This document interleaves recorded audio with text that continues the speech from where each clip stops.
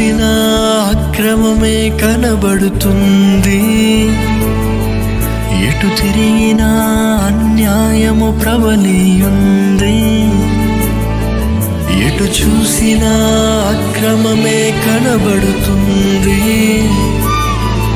ఎటు తిరిగినా అన్యాయము ప్రబలియుంది.